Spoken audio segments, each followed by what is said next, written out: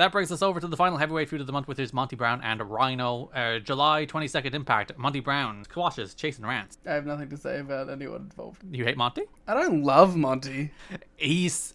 Because if you go back and watch like a 2005 Monty squash, particularly the first ones when they were on Spike, they were so satisfying. And like the sign that Monty is like checked out and no one gives a fuck about him and I don't give a fuck about him is even Monty squashes now are like, you know? It's like, yeah, okay, he does the same thing he's been doing. But he doesn't even have like the same energy behind them. You can see it. You can see he's out the door. Like you can feel it in him. Yeah. Slick Johnson is wearing shorts and he has a soccer jersey here, which he pairs back to just the shorts. But Janae is like, is that to do with the World Cup? Sure. Pounce, period. Rance kind of kicks out on 3. Fuck you. What a piece of shit. For so many reasons. Conan gets on the mic. We'll talk about this more, but we'll talk about the Monty period here, I guess. And invites him to join LAX. He's like, you have a great physique. You have sick microphone skills, fly clothes. You're college educated, and they hold you back. And he's like, you're dead right. Says Monty's lack of title shots is by design, but don't be a minority and complain in this country because they don't seek dialogue. Reiterates his offer to join LAX. Monty politely declines, and Conan says he can stand alone like Ron Killings and Sanjay Dutt. We'll circle back to that because it becomes a 3LK family drama angle. It's back for one more month. Oh, wow. One final dramatic entry. Following week, June 29th, Monty squashes Norman Smiley. Pounce, period. Indeed. Norman did hit a couple of nice snug uppercuts before he got pounced and perioded. Indeed. The August 6th Impact, we had a feature on Rhino, because if you remember, there was some up in the airness last month about whether or not Rhino would stay. They were trying to poach him for ECW. So there was a feature here from the ECW arena, I think, saying his heart is in TNA and he signed a new deal. TNA don't give you lines. They tell you to shoot, brother. And he's shooting on WWE, firing him right now. It's like, when you break a few pots in a hotel, this company stands by you. They don't fire you. Yeah, it is very funny that not only is he shooting pew pew, but every time he curses, they do a big like sound effect to cover the curse. It's very funny. I mean, the Rhino stuff this month has been good. We'll get to the best part of it, yeah, but like he's fired up. He's just passionate and fired up, and it rocks. Same show, Monty squashed Kenny King. Kenny gets some punches in, but Pounce, period, for the win. Monty grabs the mic afterwards and said he doesn't pad his record with tiny gazelles like Samoa Joe did. He beats killers like Kenny King and Norman Smiley and Chase and Rance. He's coming for the big hunt like Rhino and Christian and Scott Steiner and Sting, and they shall all fall to the pounce. Period. And then, opening of the July 13th Impact. Rhino's in the ring with a bag. This is awesome. This is so sick. This is so cool. If this happened in 2024, people would be so unbearable about it. Oh, God. No, they would... if AEW did it, they'd be like, company's dead. Look at the tactics they're resorting to. WWE did it, they'd be like, this is an epic win.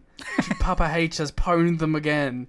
So, Rhino's in the ring with his bag, and he's like, Vince offered me a job, and Rhino told him to kiss his ass because he is TNA. Goes off about Vince wanting to revive ECW. How can you do that when you don't even have their last ever TV and world champion, both of whom were Rhino? He has the ECW title in the bag, and he'd take it out to show us if the lawyers wouldn't come and get him for it. They sent him a bunch of legal letters to get it back, and then it's like, I wonder why. I was thinking about this while watching this. Like, did they just try to sign him just to get the belt back?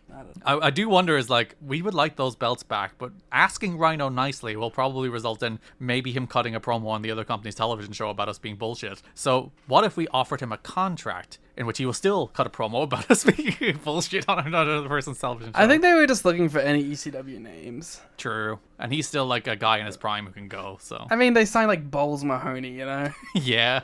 He's gonna do something he should have done 5 years ago. So he leaves the ring, he goes backstage to a barrel, and he says ECW is dead and the heart and soul of it is in TNA. He then drops the belt into a barrel, and he's like, you think that's it? You think that's all I'm gonna do? I'm gonna set it on fire so Vince can't profit off our blood, sweat, and tears.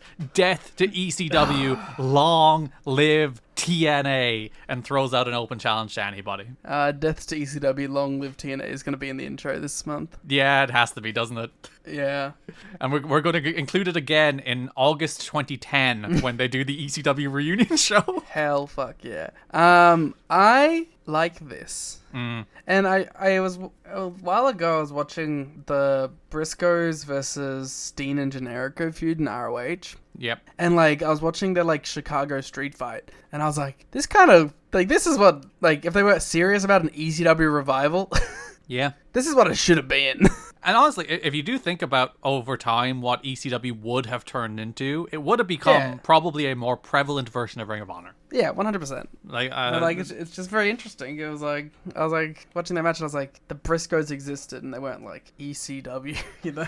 Like the one thing you would have to give Paul is that I think the first thing he would have recognized as you move from like 1999 to 2002 is like the cultural moment that made ECW so prominent had moved on, and he would have absolutely pivoted. Also, being the rebellious company doesn't work when you're actually WWE. When you're secretly being bankrolled by WWE the whole time. Not secretly. Well, it was meant to be. Blatantly. I guess they did appear on WWE's television programming. Yeah, like I don't know. It just feels like. Well, I think like Heyman's like fully admitted that is that like it would have ended up being like an ROH like with a focus more on like the in ring and the UFC stylings. Yeah, that's actually an interesting thing. How far, like, because obviously Ring of Honor did try to go like all in on MMA adjacent stuff in like the Kyle O'Reilly era.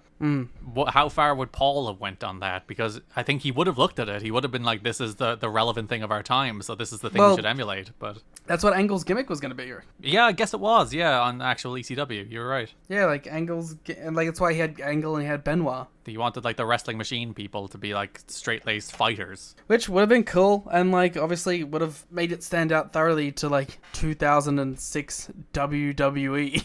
Yeah, the ECW kind of weirdly found its identity as like a really good C show in the end. Yeah, we should cover some the ECW stuff eventually. I guess it would be appropriate for us to do it now, considering it's the same time period. But we've got to kill Lucha Underground first. It did just launch, yeah. So either make us $500 more a month on Patreon, or you can wait until Lucha Underground's dead and then we'll do ECW. I believe it's announced at some point in the Go Home show. I don't remember when. After Rhino throws out the challenge, that it'll be Rhino and Monty at the pay-per-view, because the idea they're both kind of throwing out challenges, so they'll be paired off as opposed to wrestling somebody cool.